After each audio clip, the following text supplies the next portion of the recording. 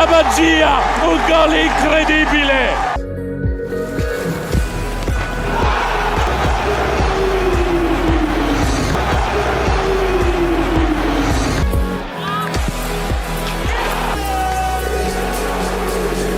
Jika kau datang dari Roseng, Arde, mereka pikir kau tak akan jadi siapa-siapa. Zlatan bukan lahir dari akademi elit. Dia bukan anak kaya. Dia bukan bocah yang didukung semua orang sejak awal. Dia anak imigran, ayahnya pecandu alkohol, ibunya kasar dan keras. Mereka bercerai saat Zlatan kecil. Dan saat itu, tak ada yang percaya bahwa bocah ini akan jadi legenda. Ibrahimovic looking for the second chance. Score!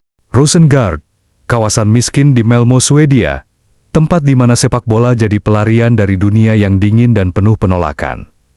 Di sanalah Zlatan membentuk egonya, bukan karena sombong, tapi karena itulah satu-satunya pelindung dari dunia yang selalu merendahkannya. Aku bukan Swedia, aku bukan Bosnia, aku bukan Kroasia, aku hanya Zlatan. Saat anak-anak lain disebut calon bintang, Zlatan disebut anak bermasalah. Dia sering mencuri sepeda untuk pergi latihan. Pernah nyaris diusir dari klub karena terlalu kasar. Tapi dia punya sesuatu yang tak bisa diajarkan. Api di dalam dada. Pelatih-pelatih yang dulu menolaknya, akhirnya hanya bisa menonton saat bocah liar itu menari di lapangan bersama bola. Bukan karena teknik, tapi karena kemarahan.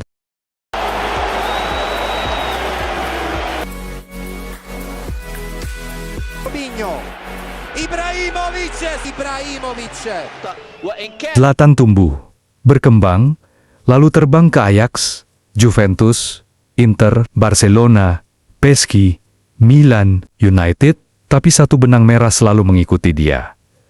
Zlatan tak pernah bisa tunduk pada siapapun. Di Barcelona, saat semua pemain patuh pada filosofi Guardiola, Ibra menolak. Dia tak bicara padaku.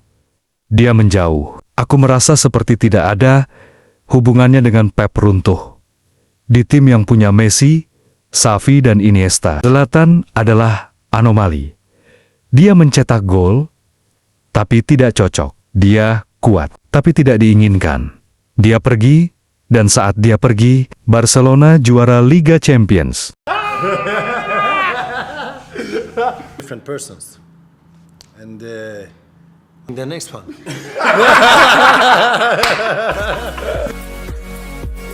أمام فريق نادي كييف وأول هدف في اللقاء. Какой мастер, конечно. Ibrahimovic adalah pahlawan Swedia dan juga musuhnya. Setiap gol yang ia cetak, setiap selebrasi angkuhnya adalah pesan, aku yang terbaik, suka atau tidak. Tapi Swedia bukan Brasil, bukan Prancis. Tak ada bintang lain di sekelilingnya. Di Piala Dunia, di Euro, dia selalu sendirian, berjuang melawan dunia. Dan ketika Swedia gagal lolos Piala Dunia 2018, Zlatan tak dipanggil. Dia, sang dewa, ditinggal oleh negaranya sendiri. Kau bisa ambil aku dari Rosengård, tapi kau tak bisa ambil Rosengård dari aku. Zlatan menjuarai Eredivisie, Serie A, La Liga, Liga 1, Piala di Inggris. Tapi tidak pernah Liga Champions, tidak pernah Piala Dunia, tidak pernah Ballon d'Or, dan setiap kali dia keluar dari sebuah klub, mereka seperti ditakdirkan juara setelah kepergiannya. Inter, juara UCL, Barca, treble, United, bangkit sejenak. Apakah Zlatan adalah dewa atau kutukan? Silahkan tulis pendapatmu di kolom komentar. Вы посмотрите, что он сделал, Златан Ибрагимович. Prima adesso Ibrahimovic sta arrivando a Cobina, Ibrahimovic, grande Di usia 39, dia kembali ke Milan. Bukan sebagai bintang, tapi sebagai penyelamat. Dan sekali lagi, dia buktikan. Bukan usia, bukan cedera, bukan media yang bisa menjatuhkannya. Dia bawa Milan juara Serie A. Bukan sebagai pencetak gol utama, tapi pemimpin. Zlatan sudah dewasa, tapi egonya tak pernah mati. Aku tak butuh Liga Champions untuk jadi legenda. Uit stand en dat is het beste goal ook van. Zo'n goal incredibile. Ibrahimovic bukan tipe pemain yang dicintai semua orang. Dia tidak sopan pada media. Dia keras pada rekan setim. Dia mengejek, menyindir, menyerang lewat kata-kata. Tapi justru disitulah letak karismanya. Zlatan tidak datang untuk disukai. Dia datang untuk ditakuti dan diingat.